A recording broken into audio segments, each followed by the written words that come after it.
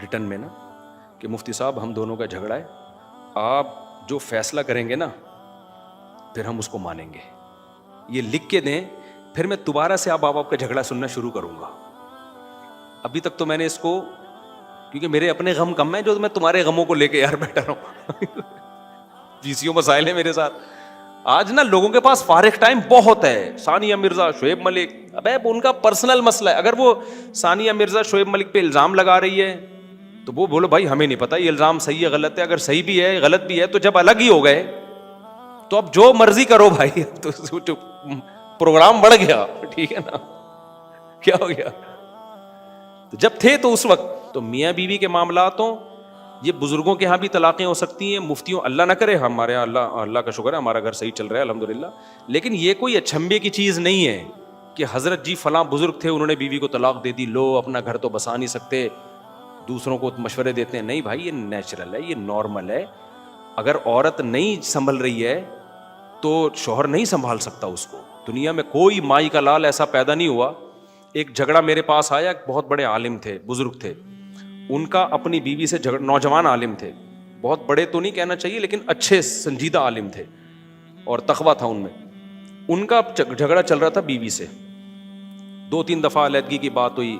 تو لڑکی کے ابا نے مجھ سے کہا کہ میں اس شرط پہ اپنی بیوی کو, اپنی بیٹی کو بھیجوں گا, یہ گارنٹی لے کہ جو ہے جیسی ہے یہ برداشت کرے گا.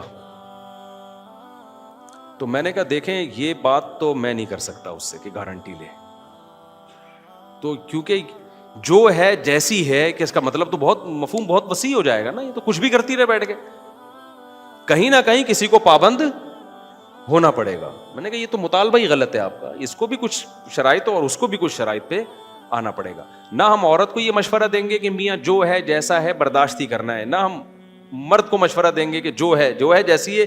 یہ کہنے کی باتیں ہوتی ہیں, پریکٹیکل لائف میں اس کا وجود نہیں ہوتا.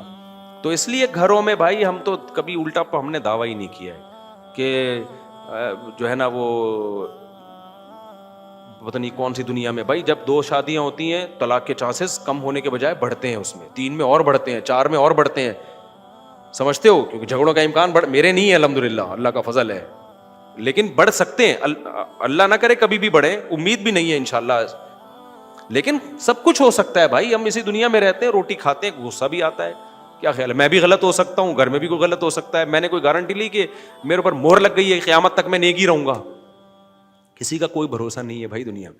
تو آپ اسلام کا فلسفہ پیش کرو. اسلام میں 4 شادیاں ہیں عورتوں کا گھر بسانے کے لیے.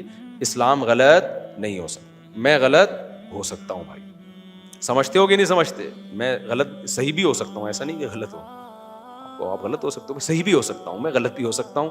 تو ہم اپنی بات کر ہی نہیں رہے ہیں, ہم کس کی بات کر رہے ہیں, اسلام کی بات.